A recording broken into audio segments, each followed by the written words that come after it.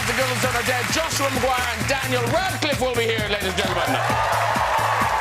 But first, this man has had more #1s than any other British artist this decade. Now he's back disturbing London with his new album, Youth. It's Tinie Tempah, everybody! Yay! Youth, see? Youth. Look at you, you're so young. Tinie Tempah, everybody! He's a BAFTA, Emmy and Golden Globe winning comedian who's created shows like Derek, Extras and The Office. Now he's returning to the stand-up stage. Please welcome Ricky Gervais!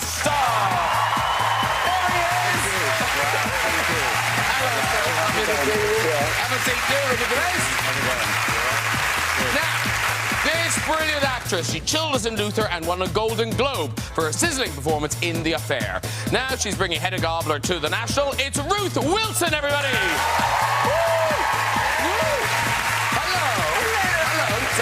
Nice to see you. Come in and have a seat.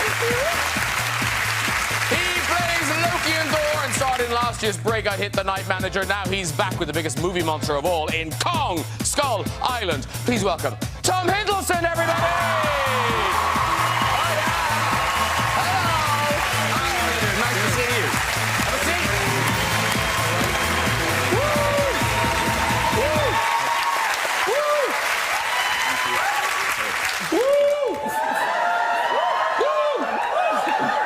You're glad you didn't wear a top now, aren't you? Yes. Yeah. Work it, work it.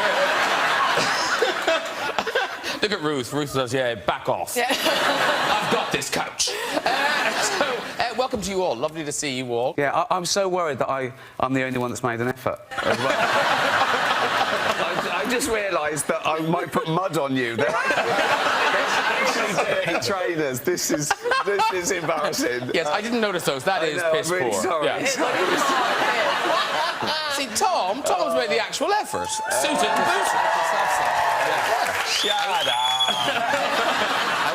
I wanted to say congratulations to you. Why? Didn't you win a huge award a couple of weeks ago? Oh, I did. That was very kind of you. Thank you very much. Graham won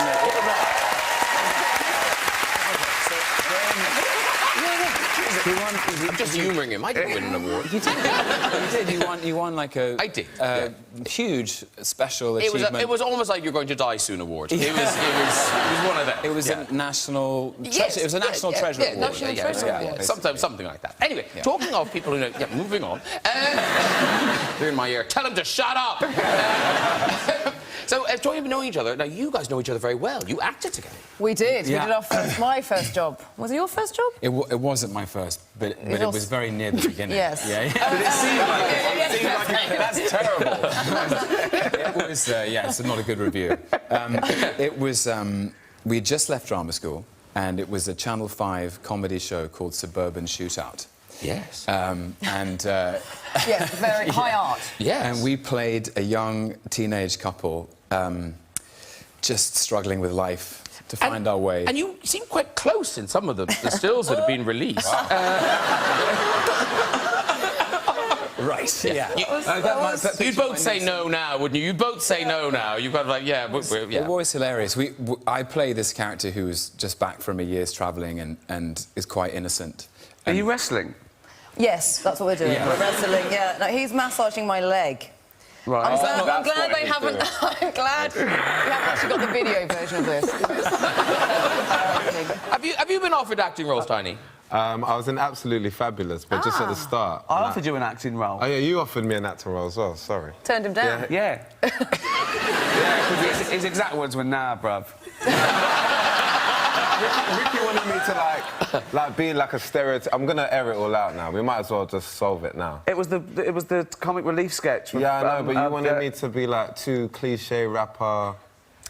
David Brent was going to not know who you were, and you were going to pull up... So first he was going to insult me. Right, so it was when I did the Equality Street, and I was going to come out of the studio, and Tinie Tempah was going to come in, and I was going to get in, and I was going to think he was Uber.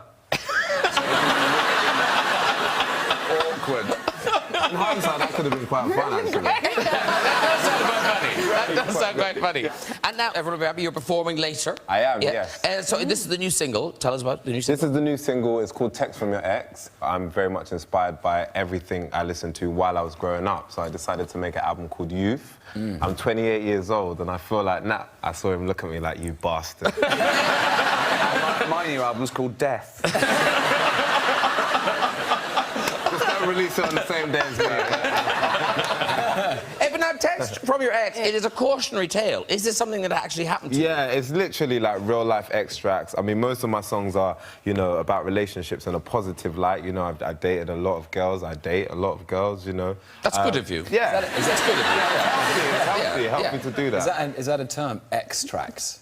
No. I thought that was a thing. No, let's not go too deep, Tom. Let's not go too deep. But yeah, no. So it's literally text from my ex. One day you're in a scenario, I'm sure everyone here, especially you, if Hedda Gabler is true, or like remotely any true, you get this awkward text or someone sees something where you're kind of messing with somebody else and you get in a bit of trouble, or vice versa as well. You don't have to be the bad person, you know, you could see a text from someone that sent it to your partner, or, you know, that's basically what this song is about. So you were cheating? Yes. It's about cheating, yeah. Nicely put, but to be quite honest with you, I know it sounds crazy, but I think in this day and age, because of the social media we have and the ways you can message people, whether it's Snapchat or Instagram or Tinder, I feel like cheating is a lot more of like it's very wrong, but virtual. It's a lot more of a normal kind of not accepted thing, but there's apps made around the whole concept of it. Do you get what I'm saying? So I feel like... it's true. No, it's true. You know, I've been going out with my girlfriend since before computers, though. we text each other pictures of the cat. Oh, yeah, no, there's emojis for all these different things. Yeah, that's crazy. Yeah, but Ricky, you say you've been dating since before the internet and before computers, but you do now, you have a lovely way of using social media as a tribute to your partner, Jane. Yeah. I just, yeah. I like your in the bar faces that you do. I do in the bar faces, but then I also get pictures where if we're out or something, I sort of like lag behind and get Jane by herself with no one on, and I take a picture of her and I tweet Jane with all her friends. Yeah. So like, imagine. So I don't know how funny Jane finds these, but they are funny. Fine. So here's one you tweeted of Jane. Jane thought she'd made a new friend, but it was just a shadow. Which is the next one. Oh, this is exactly what you're describing. Jane thinking about making new friends. I went, Jane, look at those crows. But does she not know you're doing it? Does she not think, where is he? Where is he? She sees the tweet. This one is, Jane is looking so happy because her new friend hasn't walked away yet.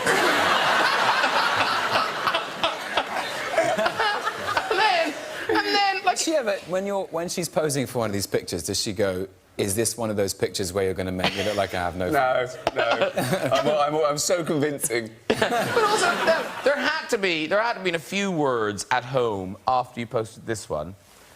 Just found this photo of Jane when she was little. There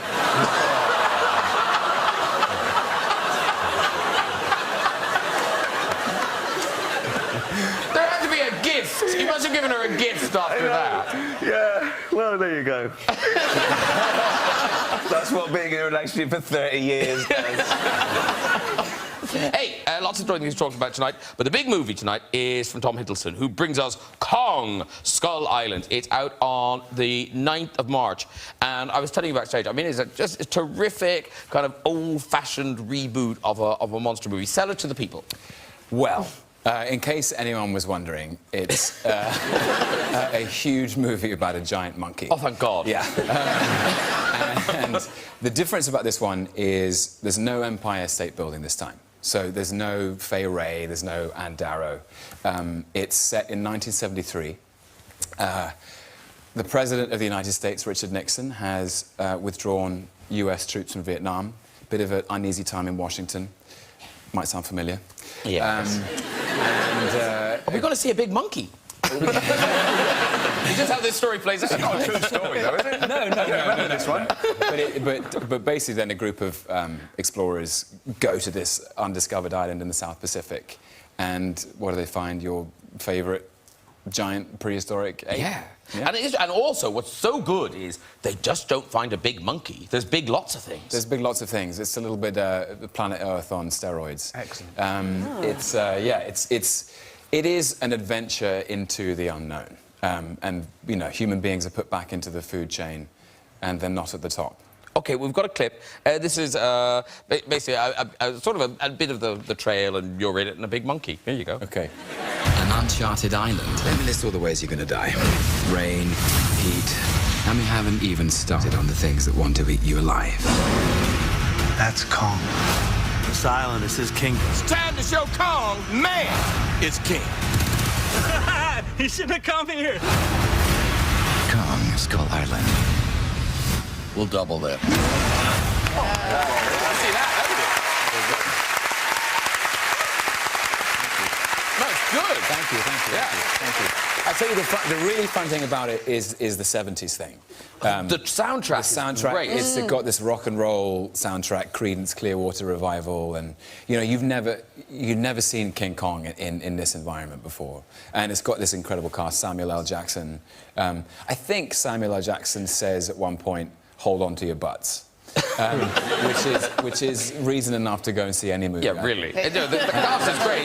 It's him, Brie Larson, John Goodman, John C. Reilly. John C. Reilly, yeah. What's odd is, because normally it was something so kind of computer animation and all that sort of stuff. Yeah. There's a lot of green screen and stuff, but you actually went to locations. Yeah, I do think actually it's the great Jordan Vogt Roberts, who directed it, really was insistent that we go to places on Earth which are both beautiful and dangerous.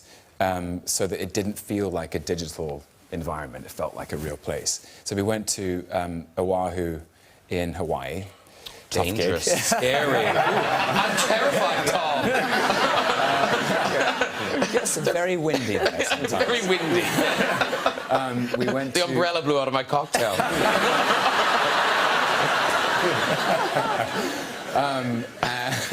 We went to Queensland in Australia. That's scarier, I'll give you that. Yeah. There are rainforests there, and they have the most, all the most dangerous animals in the world are in the state of Queensland in Australia. Yeah, crazy. Yeah, snakes, spiders. Some of Queens are going, yeah! I escaped. You know, and you'd see the funnel web spiders starting to... Oh. Jesus. It's like scary. No. Honestly, the people say come to Australia, they've got the... You're right, they've got the most poisonous spiders, snakes, jellyfish, sharks, crocodiles, and they walk around in flip-flops. Yeah. And I think... No. That's why Little all Britain the men is look so- like Chris Hemsworth. Wonderful. They have to. They have to look They're like fighting for their lives. Yeah. Because tell me now, where is your... you've adopted an animal? Yeah. Oh, yeah, that. No, I adopted a cheetah, actually, when I was in Kenya. Okay. Wow. Yeah, a little baby cheetah. Pretty cute. There we go. Oh! Actually, in fairness, that is very cute. That's very Yeah, cute. yeah. Tried to bring him to London, said it wasn't possible. Correct. Yeah. And I called him Tinie as well, which is Can I just say, that would be so gangster fabulous. It would to be walking down Hampstead with a cheetah. Exactly. Who's that? I believe it's Tinie Tempah. But yeah, no, I was really happy to do that. We went to Nairobi Reserve Park. Oh, okay. And yeah, it was a pretty great experience. And then also, on the flip side, I'm kind of into taxidermy. I don't know if this is gonna... I don't know if it's gonna... When you say the flip side, try explaining that to Tinie. Right, no, but You're only too small right now. No, but later. No, only if they say that they've like ever died of natural causes. But to be honest, I don't know what it is. I think it's just maybe African roots or whatever. But I really love the idea of being surrounded by exotic animals. So in my house, I have like a zebra, and I have a giraffe as well. Wow. But not like a real one, but like a... It was real before. Yeah. A dead one. Yeah. A dead one. Yeah. Yeah, that died of, like, natural, like, the flu and stuff. Yeah, I know. They do. A sore throat. I'd say a sore throat with a giraffe is serious. It's really fatal. It's really bad. You've got high ceilings then in your house. Very. Always drinking. I need one that died drinking.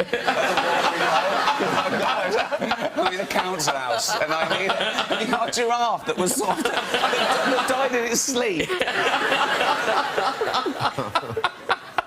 They never do that with animals, do they? They never have taxidermist animals. They're just like that. It's like a bear, like that.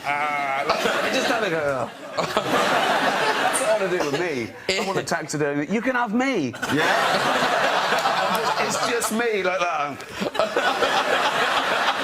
On this sofa. Like, here is the Giraffe, zebra. Who's that? Ricky. Natural causes. My mum threatened to sort of get my dog stuffed when he died. She wanted him stuffed and put on the wall of our... On the wall? What do you Yeah, she was mean? like, it'd be lovely to put the Dogs don't head... go on walls. Well, no, the head, our dog's head, which our dog was called Seb. Oh. He was lovely, lovely black lab. I had a black She threatened Labrador to growing sort up. of stuff his head and Did put she it on the do wall. that? No, thank God. Okay, But okay. it would have been quite frightening, but she did... She quite liked the idea of it. She wanted... Not that much That of would a be bad thing. heartbreaking. I don't know, maybe quite Just looking nice. at you. Well, yeah, but have Stroke it every now have and it then when you're- stuffed to sleep by the fire. So That'd it's be like, nice, yeah. that would make Put sense. your feet on it. Well, Hard to explain to the new dog. Yeah, maybe. that's really creepy. What's that? It'll be you in 15 years. That's where I keep my pyjamas. But you're afraid of... No. Well, What are you afraid of? well, anything in Australia, Yeah. basically. Yeah. Sharks.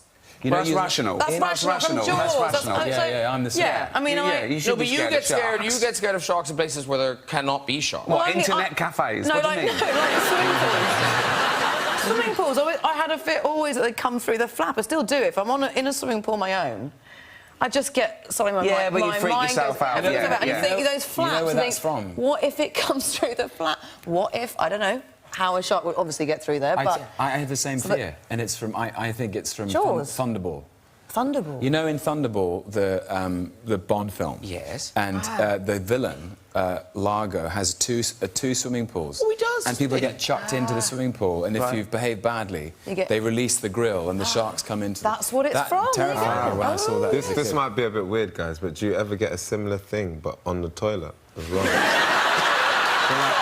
that ever happen when you're sitting there for ages and you think, imagine if something just... Spiders from arachnophobia. comes up and Yeah, just- that happened. Or the poster of Jaws. Or that. I worry more about things that come out, not that come out. Giving birth to a shark. Now, that's a weird phobia. Let's turn to Ruth Wilson, currently starring at the National Theatre as Hedda Gabler. It runs till the 21st of March, but if you're not in the London area, it will be broadcast live in cinemas on the 9th of March. And even for people who are familiar with Hedda Gabler, I mean, this is a very different take on the play. Yeah, I mean, this is like it's a director called Ivo von Hove, and has a very modern take on the plays. We're in modern dress. I'm in a little slip. It's... Sell those tickets. Yeah, Patrick, yeah, exactly. It's practically see-through, and I mean, I was say... I want to see you in it now. You did great. Great. But I get covered in tomato. It's very sort of physical and active, and we have sort of light coming from under the stage, and it's stunning. It looks sort of quite cinematic. I saw it a did you see couple it? of weeks ago. Yeah, it's really amazing production, and Ruth is brilliant in it. Well, it's fun. I get to be... She's not a particularly nice woman. Yeah, one of my friends said that you just ruin loads of men's lives. And Yeah, she does. She has sort of 3 men around her, and she sends them to their death. It's kind of like... she's pretty nasty. But she's funny. But she's funny. She's acerbic and dry and sharp. Yeah, she's dangerous. Because Ricky Gervais, you're famously a very lazy actor. You would not be in a play like this. No, I wouldn't do a play. Because I can walk out on stage to thousands of people and just say what I want. But if it's lines, if it's Ibsen or Shakespeare, I know they probably know the play too, so I could go wrong. Do you know what I mean? I wouldn't want to let them down. I don't want to have to... I don't want that moment of getting something wrong. I can't get it wrong when it's me, because I'm making it or whatever. Yeah. And so that would be that... Oh, no, I couldn't do it. I was in a production of a Shakespeare play, Coriolanus, and there was one night where somebody actually had brought the play along and a little nightlight so they could read it. Jesus, That's why you are. that is just rude, isn't it? Or is that weird? Was they academic? No. It's that's not part of the They deal. had a nightlight. Yeah, just You're a in little... the Donmar. It's like the smallest theatre in London, and they've got a nightlight. Looking at... I banned cut ice that in speech drinks from at my that too. gigs because it puts me off. Yeah. I'm like a right little fascist. I can't stand anyone talking or... No ice in the drink? No, because it rattles. It's annoying me. I'm talking. I can't stand it. I'm It's a plastic glass! Yeah, You never do with I your love glass of plastic wine. glasses, yeah. But I no, it's quiet, it's dark, I can't see them. I couldn't do a play. People chatting. Tiny, did you do anything in school or anything? Have you ever done acting? Yeah, I did. Oh, I did the Pied Piper in primary school. I was the mayor. Is the mayor the baddie in the Pied Piper? The mayor is the He is, pipe. isn't he? Yeah, the mayor is kind of the He baddie. doesn't yeah. pay him, does he? So he Doesn't lets pay all the the rats pipe, go and all the back. rats come and it's Yeah. Oh, yes. Yeah. Very challenging role, Ed. Because Tom Hiddleston, now, one of your... Because you acted in school, but you were in school... Yeah. I mean, how posh is this? You've got to see a school production, and Tom Hiddleston's in it with Eddie Redmayne. Right, well, yes. He was a great talent even then. He was the star. He was a huge star. And we were in a school production of A Passage to India by E.M. Forster. There must have been some really depressed parents going in to see that. A passage to... They're doing A Passage to India. How long was it? I have no idea. 3 Very hours. long, yeah. Good. So, all-boys school. They're only halfway. Eddie, the great Eddie Redmayne, the now Oscar-winning Eddie Redmayne, was playing the female lead. And in The Passage to India, there's a expedition to this cultural landmark called the Marabar Caves by elephant. I'm delighted to reveal that I played the front right leg of the elephant that Eddie was riding. So it was 4 of you to make the elephant? That's right, yeah. And he was sitting on you? He's sitting on... We're holding a table with a cushion on top of it and also a tablecloth to cover our faces because our bodies are the elephant. Yeah, so that's... that Sounds awful. You've just got that picture in your head. Yeah. I'm just like, I imagine just sitting there thinking, I haven't had a drink, we're at school, they're carrying some boy dressed as a girl on top of a table. And my son's playing the front leg. I can't even say that's my boy. Great. IMDb, front leg. Yeah. Great. Because, Ruth, you have appeared with Eddie Redmayne or you haven't appeared with him? No, I've never... There was a point at which I was almost going to be casting something with him, but apparently our faces next to each other, we would both have extraordinary-looking faces, so they thought they were too weird-looking next to each other on screen. That's what I was told by the producer. They said that? Our faces are too... Both of them are too extraordinary to be opposite each other on one frame. Wow. Think of this Everyone couch. put it off. I think we've got a picture of Eddie. Let's put a picture of Eddie up. Yeah, so... You look all right. Yeah. I don't know, apparently two extraordinary-looking weird faces. There You we look a go. bit related. I think maybe it might have been that. It might have been that, actually. It might have looked incestuous. That would put people off. Supposed to be lovers rather than brothers and sisters. Yeah, people be waiting for the subplot Yes, the whole way through the film. Now, talking of families, Tinie, your mother, she's quite concerned about your you know, the whole hip-hop thing. Yeah, she's so concerned that she's here. Uh-oh. Right now, somewhere. Mum? Oh, yeah, she's there. Where's Mrs. Tempah? Hey, Mum. There she is. Yeah. Hello. Hi. Yeah, she... Yeah, hey, Mum, stop embarrassing me. Yeah, no, she's so concerned that she's, basically here now. And to be honest with you, I haven't told anybody this, but she's always messaging me on WhatsApp. I don't know why my sister showed her how to use it. But she always messages me on WhatsApp and she says, you need to make more love songs. You need to make love songs, because love songs are the way to people's hearts. And so, as a result, when I went to do Top Gear, I met C6 Steve. And we started making this song. It's not on my album, which is coming out soon, but we made a song called 2,500 Roses that I made with C6 Steve purely because my mum told me to make more. Oh, good song, good song. Yeah. So one day, maybe people will hear that. Now, Ricky Gervais is also back on stage. His first stand-up show in 7 years. Did you mean to wait 7 years? No, it just gets pushed back, because the last one I did was, like, I don't know, well, 7 years ago. Was that the one in Hammersmith? Yeah, I What's ended up... the science one? No, I ended up in Wembley. Yeah, Hammersmith and Wembley I did science. Because I saw the science one. Oh, cheers, man. But that couldn't have been 7 years ago. I think it was. Was it? Yeah. And then Why do you say that, Tinie? Because I feel like 7 years ago is a long time. Yeah, but it is. I actually went to see that show. Oh, cheers, man. Yeah. Did you pay? Well, now... You did you? I didn't pay, but now that you said that you turn the lights off on your audience, you're on the guest list next time. I mean, it starts on it's called Humanity. It starts next week on the 21st, and then it basically runs through the rest of the year. It runs through the rest of the year, ending up in LA. And I don't have to pay for this one. You're on the guest list, man. Perfect. Sweet. You have to pay. If I come as you can come. half an elephant. You can come. The table's moving. What's it about? Because it's sort of about how the world's got worse. It's basically me ranting from the most privileged position imaginable. I think it's my most honest as well, because the great thing about stand-up, unlike writing a film or TV, when you write a TV or film, you do it and you do your best guess and you edit it and you put it out there, and that's it. There's nothing you can do about it, right? Whereas I can change it every single night. It's like evolution by natural selection. They pick your best hour. If they laugh, it stays in. If they don't, it goes, or you work on it. So after 50 gigs, everything works. The gasps, the laughs, the walkouts. And you call it Humanity, but I'm sure you'll be talking about all sorts of things in the show. Yeah, it's just a jump-off point. I've always done that sort of pompous, sort of, you know, faux academic, because I thought it was quite funny to pretend it was a lecture and then just talk about Hitler and masturbation. I don't know why I put those together. Yeah. I don't know. And of course, That's the new album.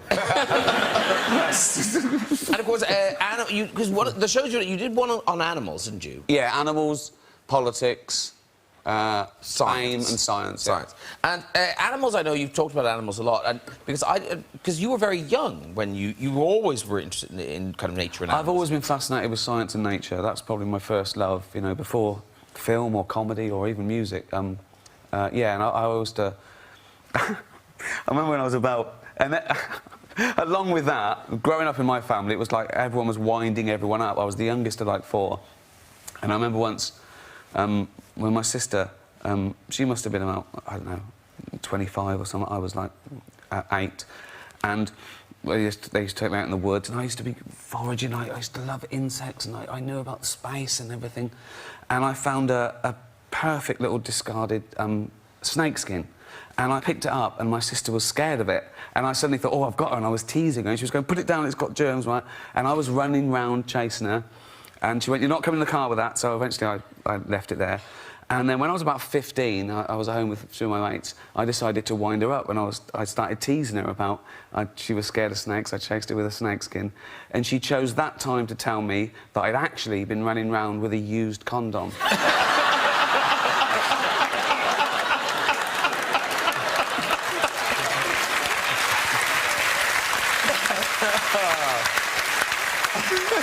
So, yeah.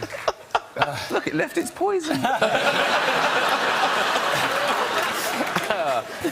it's time to meet my final guests. They are the double act in the new production of Rosencrantz and Guildenstern Are Dead. Please welcome Joshua McGuire and our good friend Daniel Radcliffe. They're here. Hey! Woo! Hello! I've been back here for hours. Hello! Really good to see you. Really good to see you.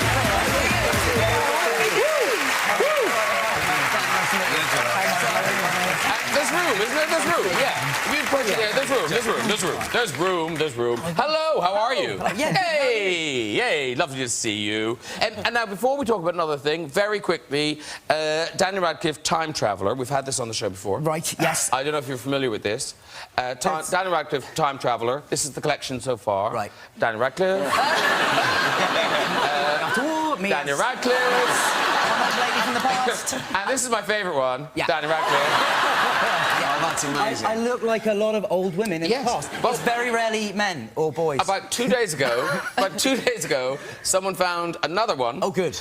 This is a young lady in 1922. There she is. It is just, I don't, these are all my past lives, and I was like a sort of a slightly depressed lady in a lot of them. Yeah. If you think you've spotted Daniel Radcliffe in a former life, do get in touch. Please contribute to this growing collection. Daniel and Joshua are together in Rosencrantz, and Guildenstern are dead. Previews start next Saturday. Yeah. And then it opens properly. You know, when you're really good at it. It'll open on the 7th of March. And Rosencrantz and Guildenstern, obviously, you know, bit players in Hamlet, but in this opera play are the stars. So you're much better at this than me, Josh. Sorry, I've been dumping Josh in it with this question because it's quite a hard play to explain, so I've just been letting him do all of it. Do it. Sure. So it's two supporting characters from Hamlet, kind of thrust centre stage, and they don't know who they are, where they are, why they're there, what they're doing, what they need to do, and they don't want to die. Yeah. And that's key. That's pretty much it. Yeah. And it's very, very fun. And it's sort of like if Shakespeare had written some sort of mashup of like The Truman Show and Groundhog Day, and I also keep thinking about The Matrix. Yeah. But don't expect anything that's like The Matrix if you come and see the show. This sounds amazing. Everyone now thinks that you guys are doing some sort of slow-mo kung fu in a leather jacket. We might be. We might be, yeah. If we can set them up to expect that, the actual show will be a lot better. Yeah. It doesn't open until the 7th of March. There's plenty of time. Yeah. And this is a very special production because the play is 50 years old. Yeah. And am I right? I didn't know this. The original production was in the Old Vic where you're doing it. Yes. I don't know if it was the Old Vic there when it was. Yeah, it was the Old Vic because the National Theatre was there. Okay. And so it was first done in Edinburgh and then kind of made Tom Stoppard an overnight sensation. And they brought it to the National the next year. Yeah. And it did totally make his reputation and made him a huge He star. also like wrote it when he was younger than us, which is really annoying. It's like younger than Tinie Tempah. I don't know how old are you? I'm 27. 27. Oh, yeah, you are younger than me. In your face, Tinie. Even though I'm no longer the youngest, can I tell you guys why this is the best day of my life? You're not going to believe this. You really ain't. But earlier this morning, Graham, I saw Rafe Fiennes in Carluccio's. So technically, I have seen Harry Potter and Voldemort on the same day.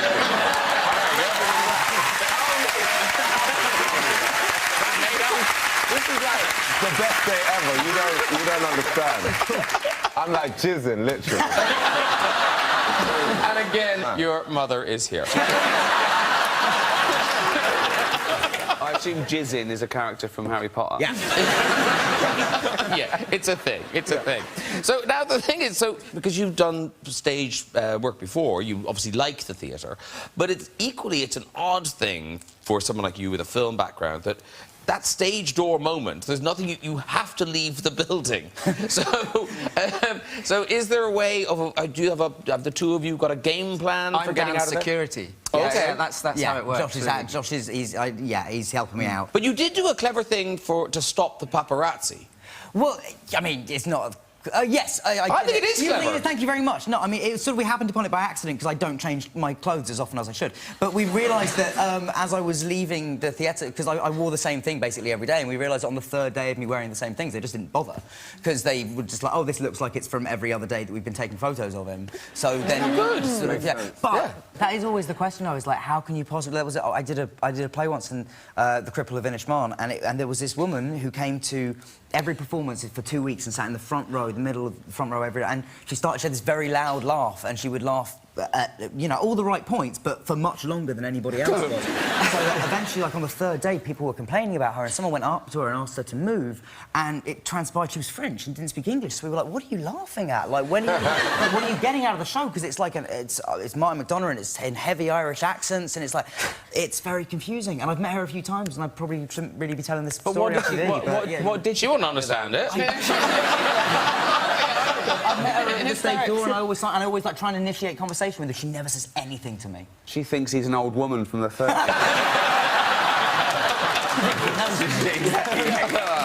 You're my nan. My grandma. You're my nan.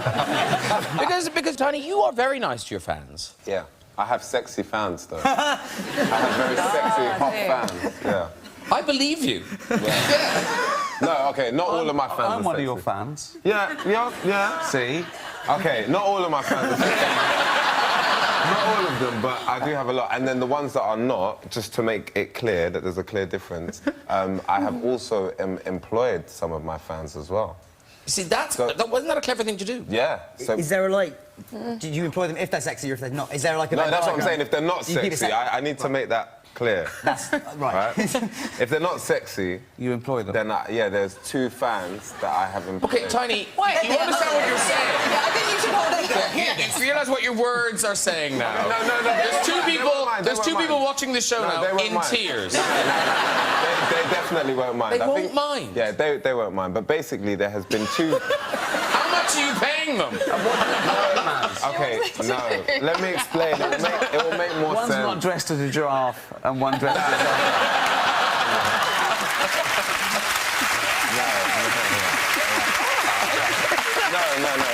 Don't worry about it. I'll explain on another day. Very quickly, we must mention, Joshua, your series Lovesick. That's back on Netflix for a 3rd series. Yeah, absolutely, yeah. But now, why did they change the name? From Scrotal Recall. Yes! It was a brilliant name. That's great. That's quite catchy. That's good. I think you put it quite well. You say it's a good name, but not for that For a different show. I know. I mean, it was hard. You got so used to it. When people asked you what you were doing, you'd be like, oh, I'm doing Scrotal. and they'd be like, what? And they'd be like, oh, Scrotal Recall. And apparently there was when the first series was happening, an agent emailed the producer, and either something went wrong on autocorrect or they got the name of the show wrong. And the header of the email was Scrotum Rectum. Sounds like a great show. Yeah, exactly. Very different show. Yeah.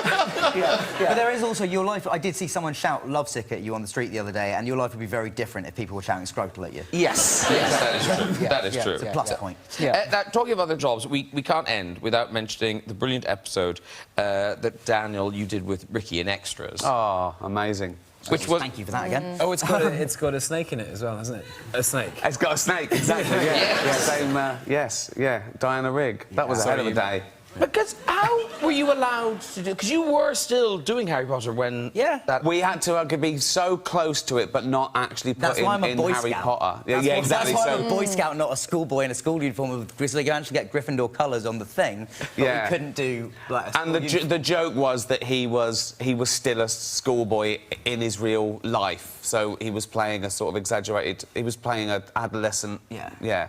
And you were only about 17, weren't you? I think I was young. I think we were like 15 or 16. Really? Yeah, And he was playing like an adolescent who used to brag about sex but had never had sex, and that was the gag. Yeah. And there was a bit on the bus where he's showing me the condom he's going to use, and he flicks it and it lands on Dame Diana Rigg's face. And of course, that's one take. I remember directing it, going over to her and going, just put it over your eye a little bit. So there's Dame Diana Rigg going, just a bit more like that, just pulling a condom over her face. Was there soup on it as well? No, was a different... that's That's a dream. That's a dream. This is like DVD extras. Let's enjoy the scene again. Sure. Here we go. There you go, what are we doing? Just been eating. Yeah, sweet. Look, thanks for covering my arse earlier. The offer still stands. What offer? Yeah.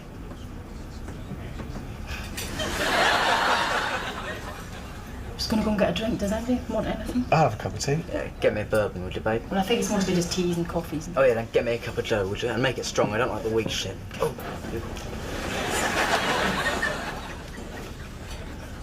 Look, when she comes back, right, make some excuse and leave us alone, will you? What you got planned?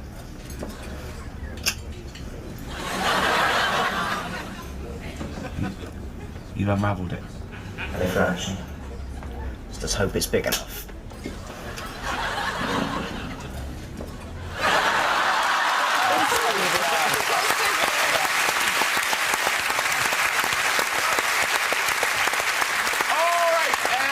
Tinie, the time has come for you to sing for us. So if you'd like to make your way over to the... I'm okay. I'll sit there waiting, shall I? Yeah. Go by yourself. Off to the music stage. There he goes. Off goes Tinie Tempah. Very good.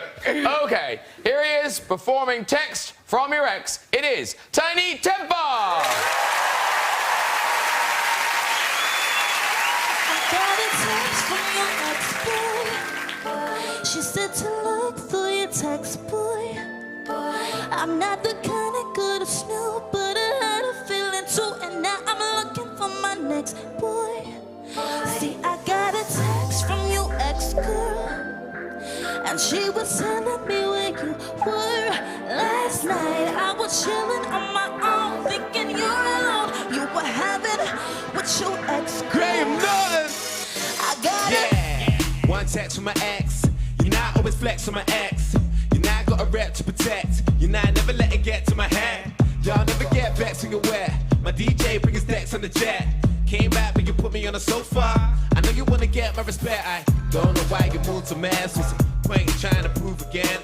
There you go, getting loose again. When you try win but you lose again. And you hang around those bougie ends. Say got those to username. But you getting high on the loose gems. Cause I love you long time but we use the I got a text from your ex-boy.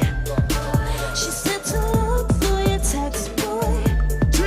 I'm not the kind of good to snoop, but I had Ladies and gentlemen, make some noise for Money! I got a text from your ex-boy. And she was telling me where you were. Last night I was chilling on my own, thinking you're alone. You were having with your ex-girl. I got it. Life ain't always what it seems to be. Trying to work out what it means to me. Nowadays, everybody want a piece of me. Notorious, Southwest and East, yo. That's why I let the scenes of the scene could read. Used to check the China man for the DVD. Yeah, you now reminisce sometimes. Time piece of Easter in LA, getting lean with D. I don't know why you moved to man. Show me who you are from who's your friends. I got space for you and two in the Benz. And a one night stand if we do it again. Blind at me, getting amnesia. Brandy, go Moesha. F the referendum, girl, I still got that visa. I can't believe you've done this to you. I take no, and you were supposed to love me. Oh, man. Then I got a text from your ex-boy. 079-3999 on standby 365. You get high, you testify. Who's that girl? You let me lie. 079-3999 on standby all of the time. You get high, you testify. I got a text from your ex-boy. She said to look through your text, boy.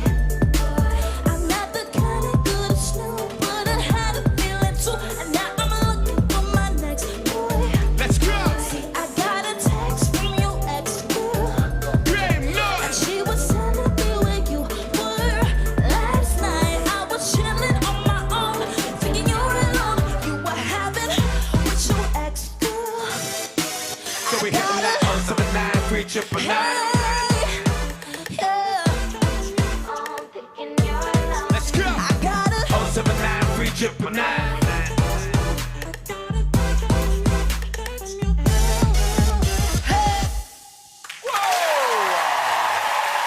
Good morning, ladies and gentlemen! Thank you, young man. Thank you. Tinie Tempah! And Money Williams. Beautiful. Tinie, come back and join me, dear. Great job. Beautiful. Beautiful. Have a seat, too. Squeeze in, squeeze in. Great job. And, go on. They all want to congratulate you. And that's from the new album, Youth, which is out on the 31st of March. Yes, 31st of March. And so this album, you're touring it almost immediately. Are you going to Australia first? So I got